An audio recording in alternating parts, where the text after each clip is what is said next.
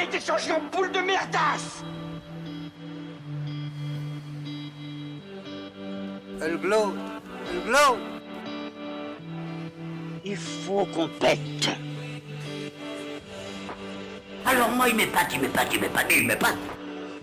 Et on lui pèlera le son comme au bailli du Limousin.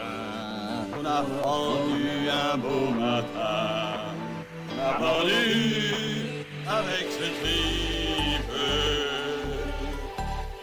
Flattez-moi. Eh ben la denrée, on est en France. Allez, cul sec. Bonjour, bienvenue sur Retourne en dire plus. Aujourd'hui, on va parler d'un film à l'origine d'une trilogie, plus un film de Tim Burton, La planète des singes. Allez, c'est parti mon kiki.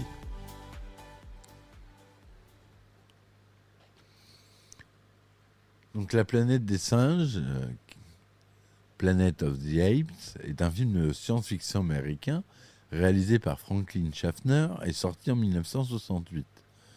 Le scénario est écrit par Rod Serling et Michael Wilson, d'après le roman homonyme de Pierre Boulle. Il s'agit du premier film de la franchise La planète des singes. L'histoire suit le capitaine George Taylor, incarné par Charlton Heston, un astronaute qui amérit sur une planète inconnue. Capturé par des singes évolués, il découvre que ceux-ci dominent la planète et ont réduit en esclavage les humains primitifs qui s'y trouvent. D'abord protégé par les chimpanzés progressistes Syrah et Cornelius, Taylor doit ensuite s'enfuir avec eux pour échapper au docteur orang-outan Zaius, l'hypocrite ministre des Sciences. Cornelius les emmène sur le site archéologique où ils travaillent. Retrouvé par Zaius, Taylor force ce dernier à admettre que ce que Cornelius a mis au jour, une civilisation humaine avancée a existé avant celle des singes sur cette planète.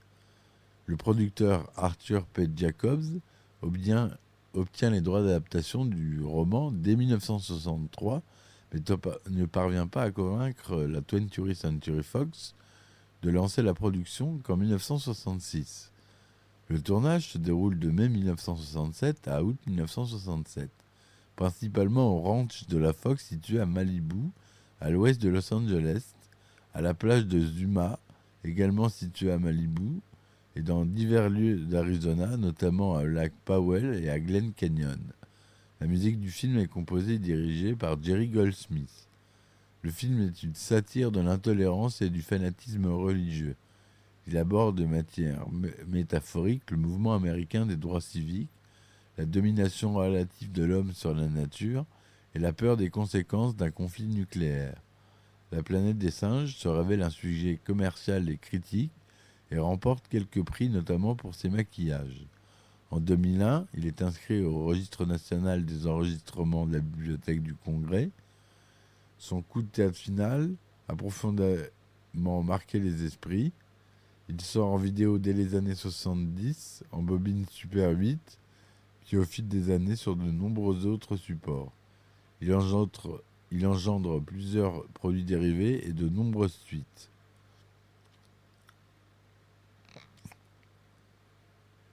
La planète des singes, si je vais vous dire, il y a eu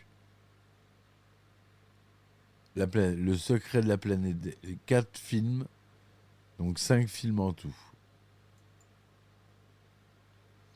Alors le synopsis. En 1972, un vaisseau spatial américain part en mission d'exploration avec 4 membres d'équipage à son bord.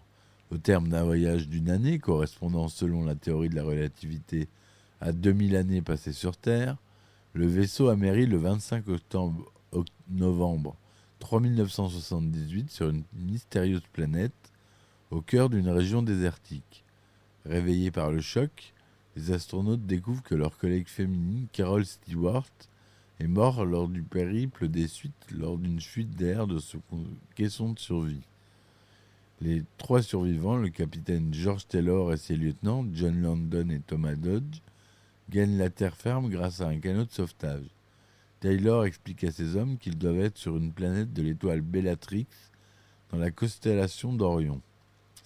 Ils marchent ainsi dans une région désertique, puis découvrent des plantes et enfin une signe de vie intelligente, des épouvantails. Un peu plus loin, il tombe sur une vallée luxuriante où il trouve un point d'eau et s'y baigne. C'est alors que des hommes primitifs arrivent et détruisent leurs instruments et leurs vêtements. Suivant les primitifs, Taylor et ses hommes découvrent alors un champ de maïs où ils se restaurent. C'est alors qu'ils sont attaqués par des gorilles évolués, montés sur des chevaux et armés de fusils. Une chasse à l'homme s'ensuit, les gorilles tuant ou capturant sans discernement. Dodge est abattu tandis que Landon est pris dans les filets. Taylor tente de s'enfuir, mais recevant une blessure à la gorge qui le rend temporairement muet, il s'écroule et est capturé. Les blessés humains sont envoyés auprès du chirurgien Galen et du docteur Zira à l'infirmerie du laboratoire scientifique de la Cité des Singes. Soigné et mis en cage, Taylor attire l'attention de la femme chimpanzé Zira par son comportement plus civilisé que ses congénères. Le supérieur de celle-ci, le ministre de la Foi et des Sciences, l'orang-outan Zaius, est également intrigué par Taylor. Cependant, il pense, contrairement à elle, qu'il est une menace pour les singes. Zira, qui baptise Taylor Beaux Yeux, met une femme dans sa cage pour lui tenir compagnie. Zira veut prouver que les singes peuvent domestiquer des hommes et ces derniers ne doivent plus être considérés comme des bêtes sauvages. Beaux Yeux, si vous regardez le film de 2011 de la planète des singes, il nomme le personnage Beaux Yeux, référence à ce film. Zira veut prouver que les singes peuvent domestiquer les hommes et que ces derniers ne doivent plus être considérés comme des bêtes sauvages. Elle finit même par amener Taylor chez elle pour le présenter à son fiancé, l'archéologue chimpanzé Cornelius. L'homme leur écrit alors son histoire. Il leur dit venir d'une autre planète et avoir atterri dans l'endroit que les singes appellent la zone interdite. Cornelius, sceptique, pense cependant que Taylor est le chaînon manquant de l'histoire de l'évolution simiesque.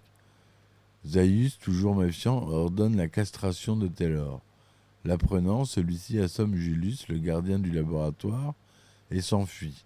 En traversant la ville, il découvre Dodge empaillé dans un musée.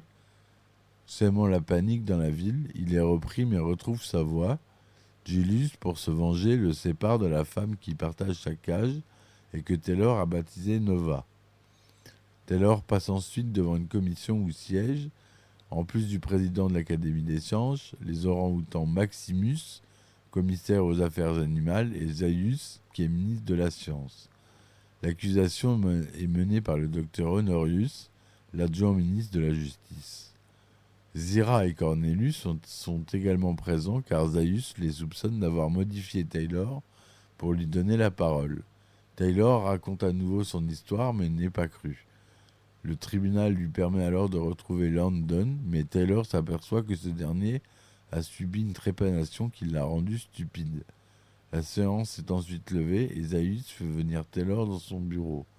L'orang-outan lui avoue qu'il considère comme un mutant et souhaite savoir où se cachent ses semblables. Taylor n'ayant rien à lui révéler, Zaius le fait ramener en cage. Le soir venu, Lucius, le neveu de Zira, pénètre dans le laboratoire et aide Taylor à assommer Julius. Quittant le laboratoire avec Lucius et Nova, Taylor fuit ensemble la ville avec eux et Zira. Ils sont alors rejoints par Cornelius qui souhaite les emmener sur les lieux d'une ancienne fouille archéologique dans la zone interdite.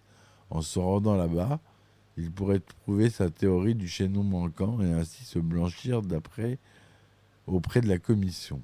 En chemin, il apprend à Taylor que cette région aride est interdite aux singes depuis 1200 ans par le législateur qui a rédigé la loi des singes. Arrivés sur la plage qui borde les lieux, ils sont rattrapés par Zaius et une troupe de gorilles. Armé d'un fusil, Taylor menace Zaius et le force à entrer dans la grotte qui renferme des objets antiques. Cornelius leur montre ses découvertes, dont une poupée humaine qui serait vieille de 2000 ans. Zaius leur révèle alors qu'il sait depuis longtemps qu'une civilisation humaine a existé avant celle des singes et que c'est elle qui est responsable de l'aridité et de la zone interdite. Taylor décide alors de partir loin des singes avec Nova. Il se fait remettre un cheval et des munitions contre la liberté de Zaius. Après son départ,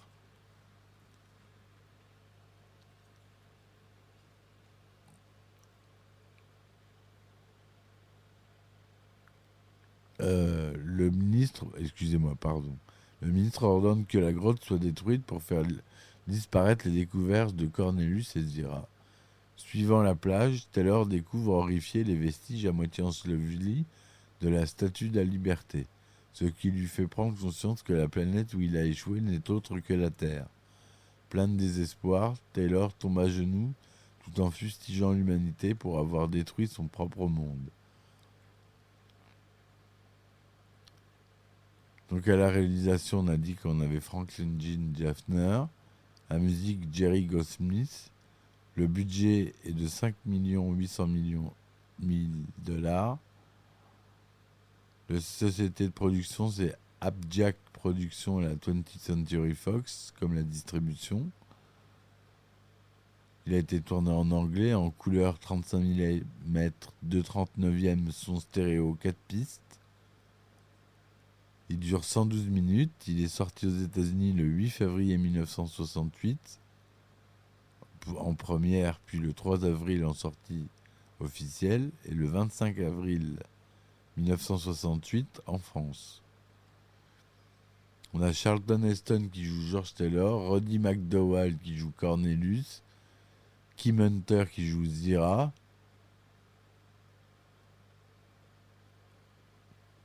voilà pour les rôles un peu connus.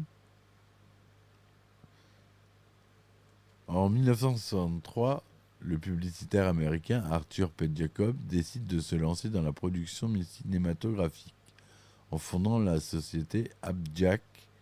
Lorsque Jacob se trouve à Paris pour rechercher des scénarios à produire, l'agent littéraire Alain Bernheim lui propose plusieurs romans adaptés. L'un d'eux intrigue Jacob.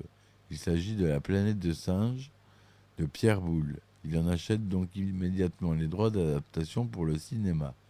En 1964, Jacob parvient à associer le réalisateur Black Edwards au projet, ainsi que le studio Warner Bros. Il embauche ensuite 7 artistes pour créer des dessins préparatoires, et le scénariste Ross Serling, créateur de la série télévisée La 4e dimension, de 59 à 64, il obtient ainsi un livre de plus de 130 pages d'idées et de concepts pour donner vie à leur projet. Serling entame alors l'écriture de plus d'une dizaine d'ébauches. Il rebaptise le héros du roman Ulysse en Thomas. Il mélange ensuite le roman de Pierre Boulle et le scénario d'un épisode de La 4e dimension, diffusé en 1960, La flèche dans le ciel. Ce dernier raconte l'histoire d'une équipe d'astronautes qui s'écrase au milieu d'une planète inconnue et qui finissent par se retourner les uns contre les autres. Après avoir tué ses 2 derniers compagnons, l'ultime survivant découvre qu'ils étaient sur Terre depuis le début. Du livre de Boulle, Serling retient l'idée d'une civilisation anthropoïde moderne propulsant le héros du statut de celui de prisonnier des singes à celui de célébrité. Il garde aussi le fait que le héros découvre ses amis astronautes dans un zoo et qu'ils comprennent alors que le docteur Zaius veut l'éliminer pour faire disparaître toute trace d'une civilisation humaine antérieure. Serling introduit par contre le thème de la guerre froide, notamment à la fin, où il se révèle la planète des singes est en fait la Terre du futur que l'homme a ravagée lors d'une guerre nucléaire. Les ébauches de Serling restant cependant assez éloignées de la version finale du scénario. Dans son premier script, il n'y a pas d'amérissage en catastrophe du vaisseau spatial, car Thomas et ses collègues utilisent un véhicule amphibie à chenilles pour explorer la planète. Dans son deuxième script, il ajoute qu'un des membres de l'équipage succombe dans la chambre de cryogénisation. Les épouvantails qui marquent la lisière de la zone interdite. Serling réintègre les éléments relatifs à la fouille archéologique présente dans le livre de Boulle, notamment la découverte de la poupée humaine. Il y rajoute cependant un débat autour de la radioactivité du site. Ce n'est que dans le deuxième script qu'il ajoute idéalement le final de la Statue de la Liberté. Cornelius est alors très peu présent et sa relation avec Zira n'est pas évoquée. Et dans le troisième script, Serling transfère certains de ses dialogues de Zaius à Cornelius, qui est cette fois présenté comme étant l'époux de Zira. Au cours de cette intrigue, Zira emmène Thomas à dîner en ville et l'enivre. Il reprend ensuite un autre élément du roman lorsque Thomas demande d'embrasser Zira pour lui dire au revoir. Elle lui réplique « Mais vous êtes tellement laid !» Warner Bros. Réalise donc des projections budgétaires qui indiquent que le budget est trop onéreux.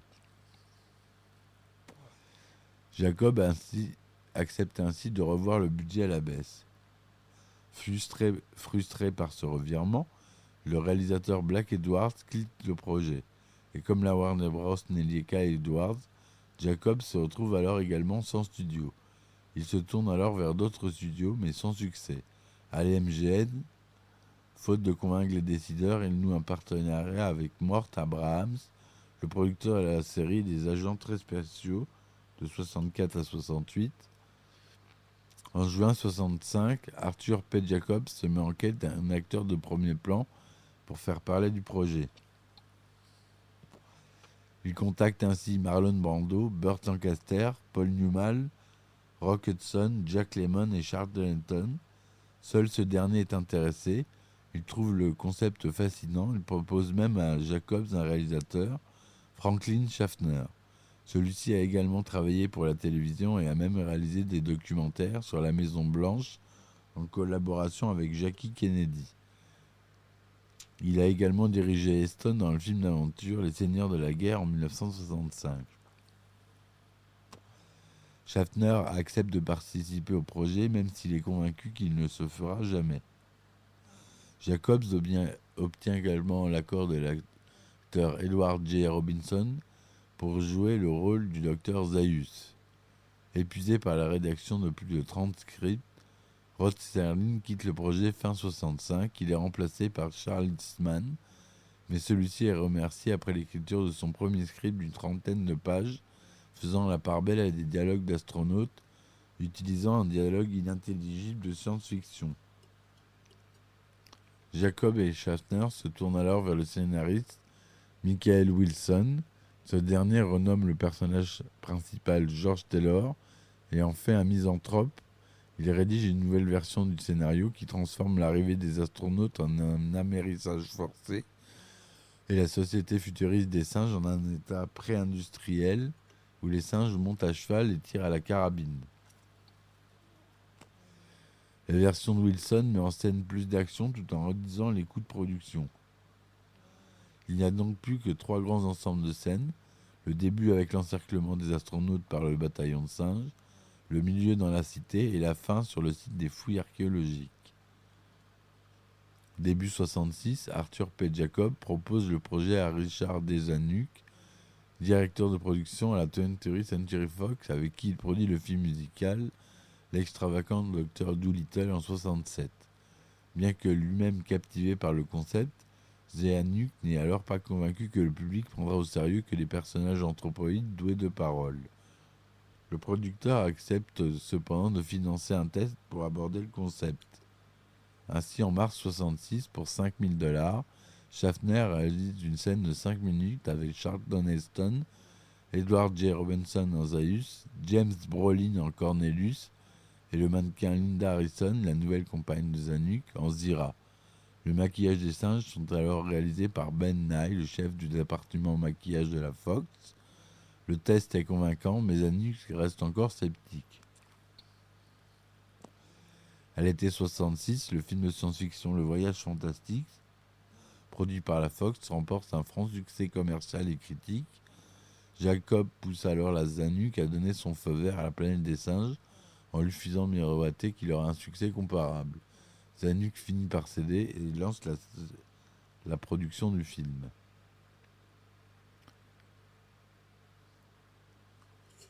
Le chef du département artistique de la Fox, Jacques Martin Smith, fait découvrir à Schaffner l'endroit idéal pour les scènes de la zone interdite, les abords du lac Powell dans l'Utah, qui ont servi 2 ans plus tôt au décor au péplum biblique les plus grandes histoires jamais contées. Lors de sa première visite sur les lieux, le caméraman de Schaffner, Léo Cameron, lui déclare C'est un véritable paysage épique. En 1967, en janvier, la création des costumes du film est confiée à Morton Hack et à la création du maquillage à John Chambers. Ce dernier avait notamment créé le maquillage de la série Perdu dans l'espace, mais aussi Les Monstres, 64 à 66, et d'Au-delà du réel, 63 à 65. Pour la planète des singes, il doit concevoir 3 espèces distinctes de grands singes. Les gorilles, les chimpanzés et les orang-outans. De plus, il doit personnaliser les visages de Zaius, de Cornelius et de Zira, et des autres simiens de premier plan. Il doit également fournir des maquillages pour l'ensemble des habitants de la Cité des Singes. Chambers développe alors plusieurs prothèses en latex pour permettre au visage des interprètes de former des expressions. Il y en a une pour le menton, une pour la partie supérieure de la bouche et le nez, et une pour l'arcade sourcilière. Cependant, les premiers résultats ne convainquent pas Jacobs. Chambers et ses maquilleurs ont en effet retravaillé à partir de photos et sont allés voir des singes au zoo, mais ne se sont jamais approchés d'un singe. Kreber parvient à leur trouver un singe dans la personne de Debbie, la chimpanzé femelle de la série Perdue dans l'espace. Les maquilleurs examinent alors la texture et la couleur de sa peau et prennent la photo de ses mains. La semaine suivante, les maquilleurs réalisent un nouveau concept qui fonctionne. Durant le tournage, l'équipe de Chambers compte 60 maquilleurs et 40 perruquiers qui produisent tous les jours grimages et prothèses pour 35 à 38 personnages de premier plan et 160 personnages de second plan. Les maquillages coûtent à eux seuls un des 5,8 millions de dollars du budget. Cardiac, l'acteur J. Edward Robinson, se retire alors du projet. Il pense en effet ne pas pouvoir supporter les nombreuses heures de maquillage. Schaffner confie donc le rôle de Zaius à l'anglais Maurice Evans. Un autre acteur britannique, Roddy McDowell, est retenu pour incarner Cornelius. Jacob propose le rôle de Syrah à Shirley MacLaine, puis à Judy Harris qui le refuse. Et finalement, c'était Kim Hunter qui l'accepte.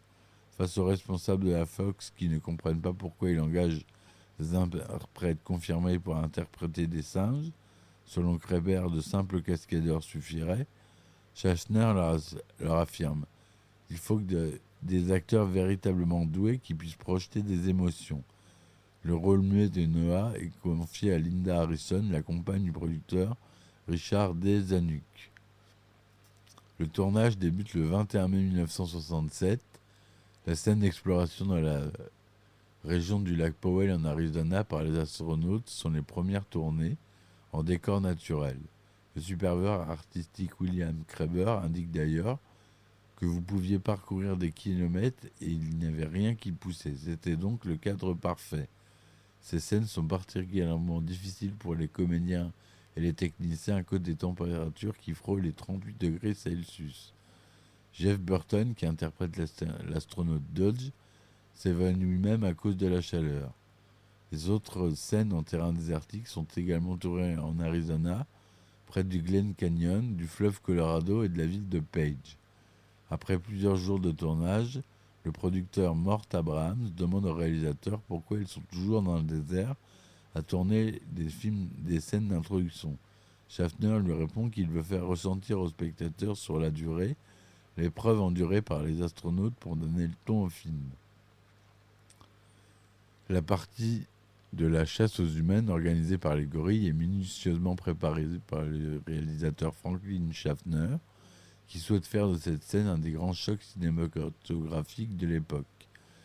Il fait par exemple pousser un champ de maïs en un temps record au beau milieu du ranch de la Fox pour rendre la battue plus mystérieuse. Pour rendre l'apparition des gorilles plus effrayante, Kreber teinte le pelage des gorilles et de leur monture dans une même palette de mauve et de noir, donnant aussi l'impression que les gorilles ne font plus qu'un avec leur monture, comme des sortes de centaures.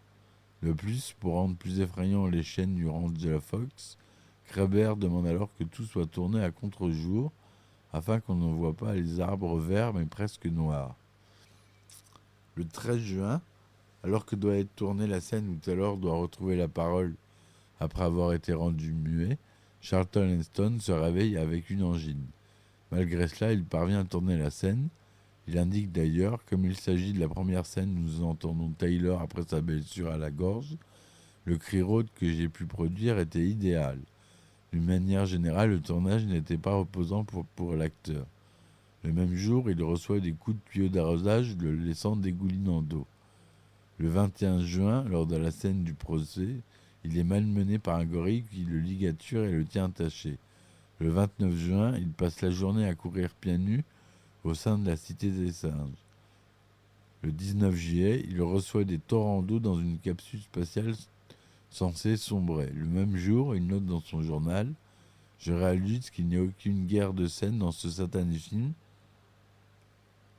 où je n'ai pas été traîné, étranglé, ramassé dans un filet, pourchassé, arrosé, fouetté, saigné, pris pour cible, bâillonné, lapidé, chevauché et d'une manière générale maltraité. » La scène finale où Taylor s'écroule devant les ruines à demi ensevelies de la Statue de la Liberté a été tournée à la plage de Zuma à Malibu entre le 3 et le 10 août.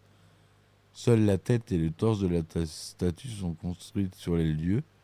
La vision d'ensemble est une peinture sur cache réalisée par Émile Cossa, directeur adjoint du département peinture de la Fox. Le tournage prend fin le 10 août 1976 à cause de restrictions budgétaires qui contraint le réalisateur à n'avoir que 45 jours de tournage au lieu des 55 prévus. Le montage est confié à Hugh S. Fowler et avance rapidement. Un passage du film est cependant problématique et peut contrevenir au code de production du cinéma américain. Il s'agit de la phrase que Taylor prononce à la fin du film « God damn you ». Le producteur Arthur P. Jacobs convainc les censeurs d'autoriser cette phrase car elle ne vise pas à maudire Dieu, mais demande plutôt à celui-ci de damner ceux qui ont détruit la civilisation.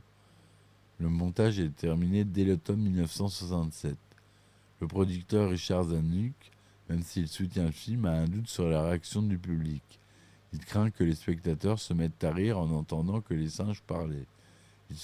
Il organise alors une projection test dans la ville de Phoenix. Cette séance le rassure car le public adhère complètement au postulat.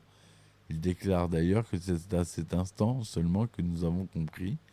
Nous avions touché quelque chose profondément enfoui en chacun de nous. Les gens étaient captivés. Le film est salué par une critique dithyrambique quasi unanime.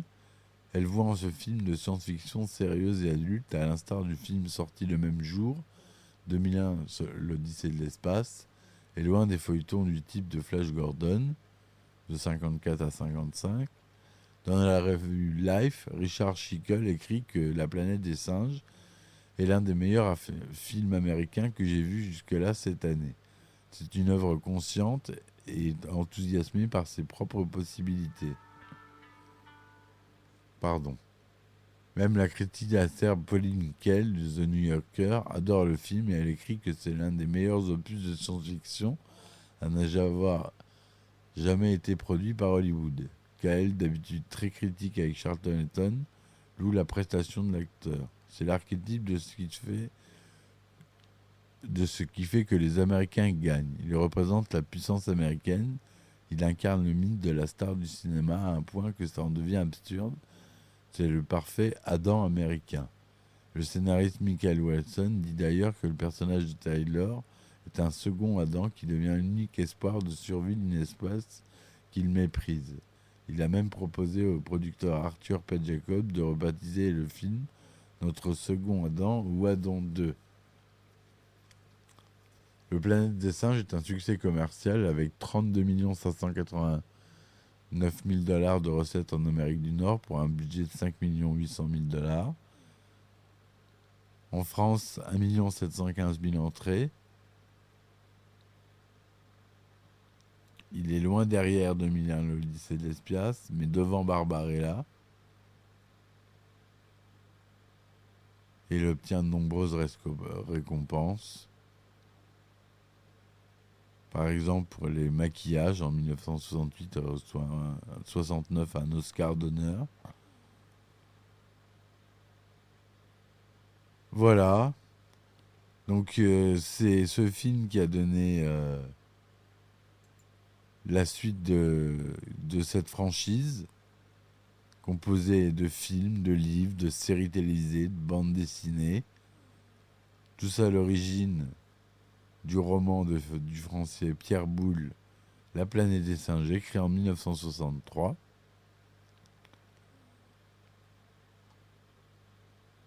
Voilà, j'espère que cette chronique vous aura plu. On fera la prochaine sur la version de 2001 par Tim Burton. Je vous remercie de m'avoir suivi sur cette chronique un peu longue. Je vous dis à très vite. Laissez-moi des likes et des commentaires, ça me ferait plaisir. Je vous dis à très vite et à ciao ciao. Bye. Il a été changé en boule de merdasse. Elle glow. Elle glow. Il faut qu'on pète. Alors moi, il m'épate. Et on lui pèlera le son comme au bailli du Limousin. On a pendu un beau matin, on a pendu avec ce tripe. Flattez-moi. Eh ben la denrée, on est en France. Allez, cul sec.